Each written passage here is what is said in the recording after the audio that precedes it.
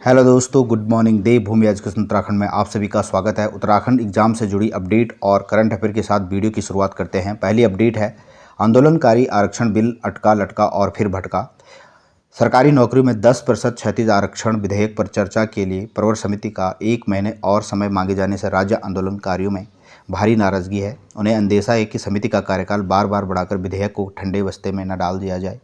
हालांकि आधिकारिक सूत्र इस आशंका से सहमत नहीं, लेकिन पिछले 7 साल से राज्य आंदोलनकारियों के आरक्षण का मुद्दा सरकारी व्यवस्था के बीच जिस तरह से अटका लटका और भटक रहा है, उससे सवाल तो खड़े हो ही रहे हैं। दरअसल हाईकोर्ट की आरक्षण व सरकारी नौकरी वाले शासनादेश पर रोक के बाद आंदोलनकारी के आरक्षण का मसला अटक गया है। आंदोलनकारी संगठन और मंचों के दबाव में तत्कालीन कांग्रेस सरकार ने इस के लिए कानून का बनाने का निर्णय लिया था और 2015 में तत्कालीन कांग्रेस सरकार ने विधानसभा में बिल पास कराकर आरक्षण विधेयक राजभवन भेजा।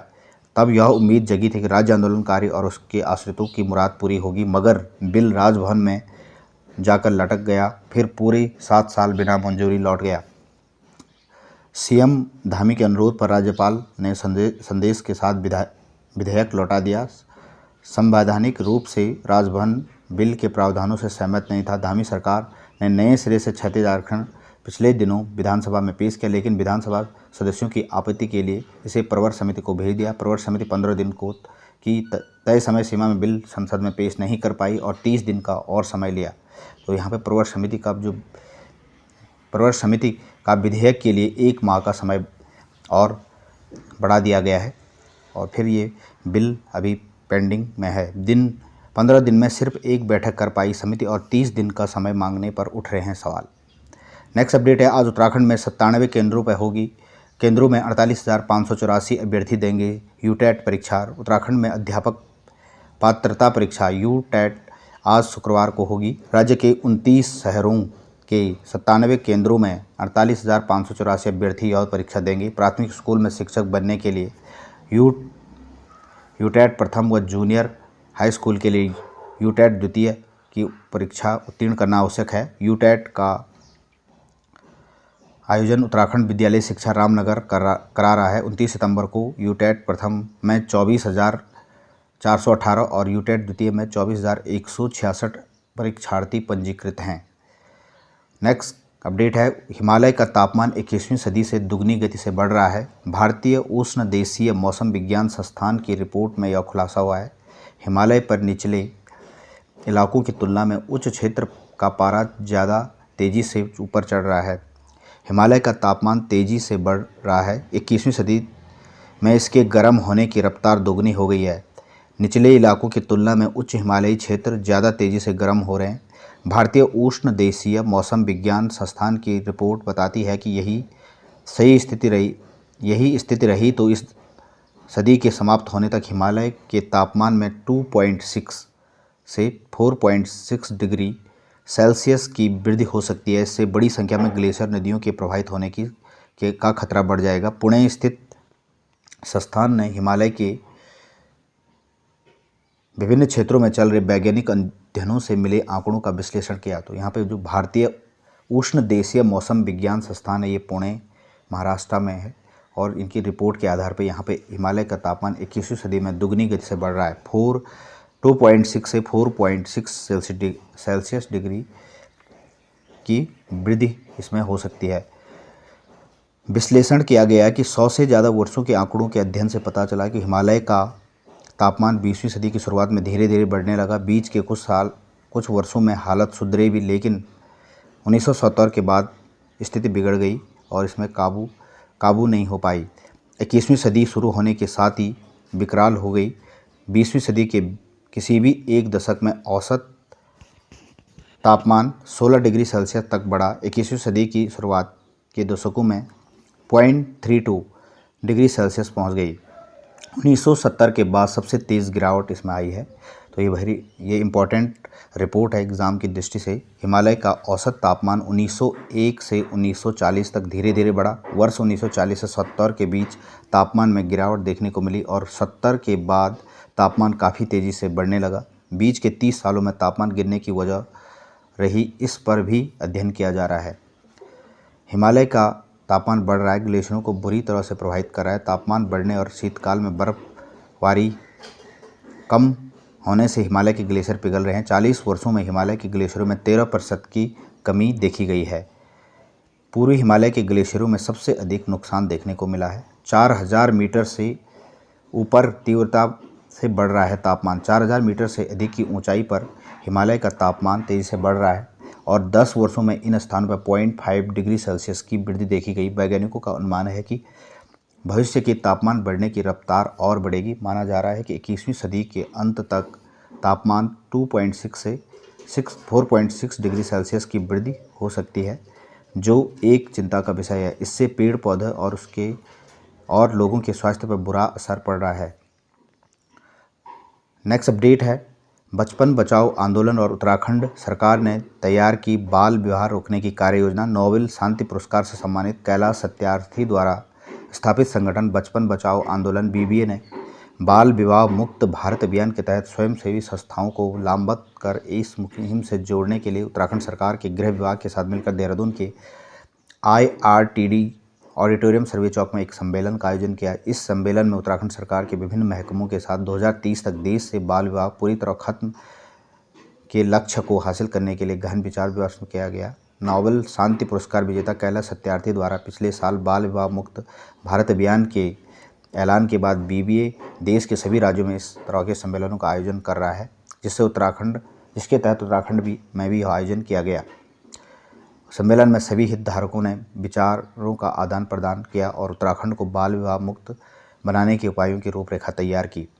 नेक्स्ट अपडेट है नई दिल्ली में 2 दिवसीय आरोग्य मंथन कार्यक्रम का समापन हुआ, जिसमें उत्तराखंड को आयुष्मान उत्कृष्ट अवार्ड के 2 पुरस्कारों से नवाजा गया।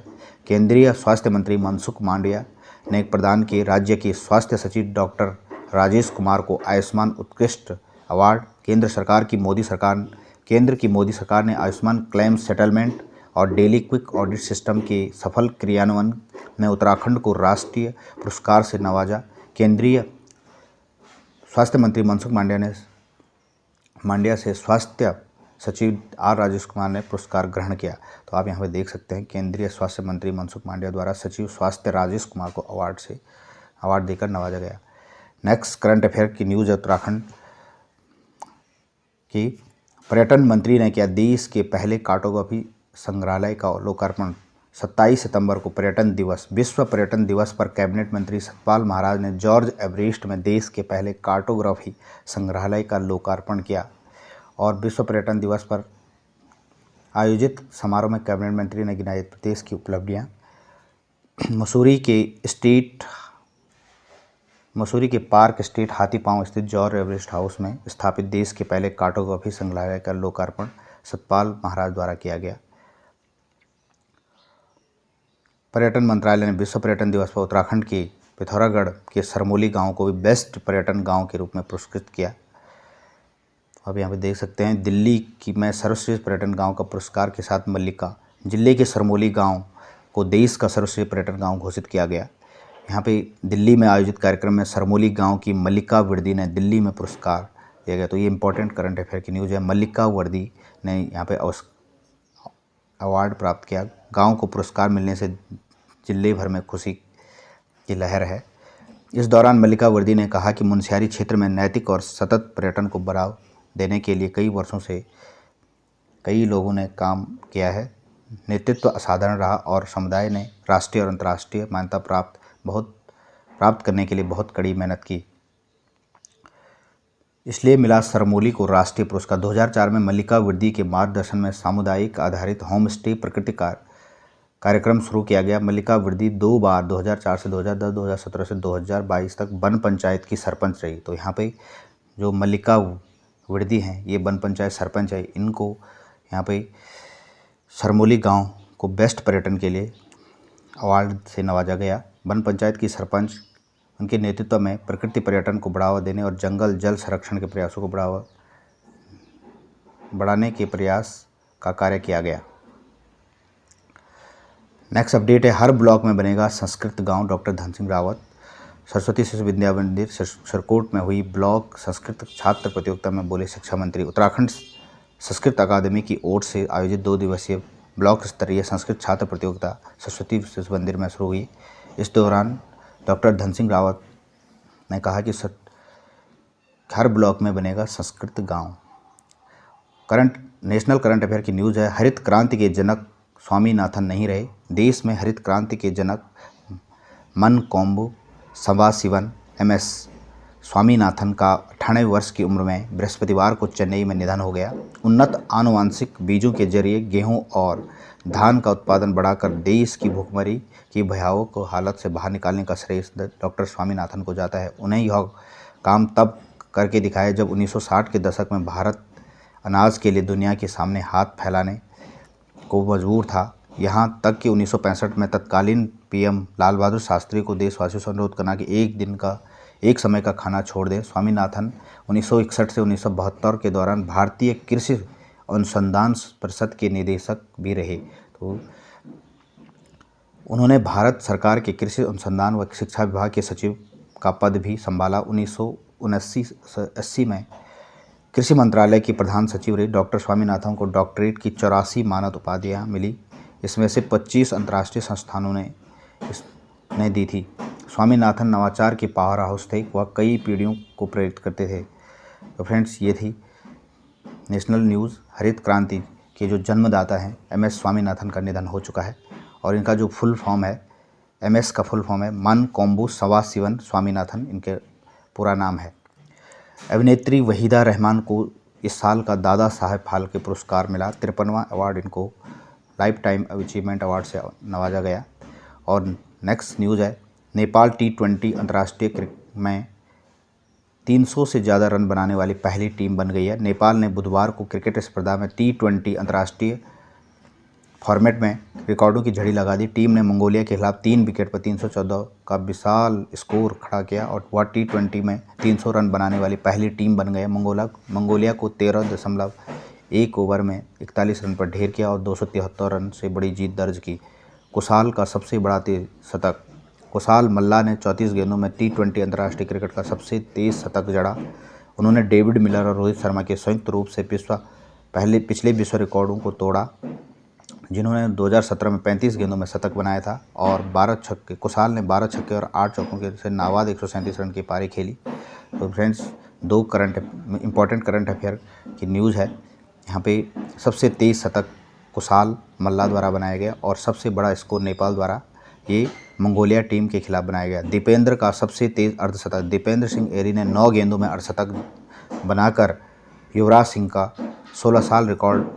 16 साल पुराना रिकॉर्ड तोड़ दिया। तो यहाँ पे सबसे तेज़ अर्धशतक दीपेंद्र सिंह एरी द्वारा बनाया गया। दीपेंद्र ने 9 गेंदों में 50 रन बनाकर यूई का रिकॉर्ड तोड़ा। 300 रन तो यहाँ पे रिकॉर्ड दिए गए हैं। 26 छक्के लगे नेपाल की पारी में, ये भी एक रिकॉर्ड बना। 520 की स्ट्राइक रेट से दीपेंद्र ने 10 गेंदों में 52 रन बनाए और 9 गेंद में दीपेंद्र ने सबसे तेज़ 50 जड़ा। 273 रन की सबसे बड़ी जीत और 23 रन यानी 56% मंगोलिया के अतिरिक्त से बने, जो कुल स्कोर का अधिकतम है। तो ये था करंट अफेयर की न्यूज़। नेक्स्ट न्यूज़ है करंट अफेयर की। रेसलर संग्राम सिंह बने स्वच्छ भारत के ब्रांड एम्बेसडर। 1 घंटे के लिए देश भर में चलेगा सफाई अभियान।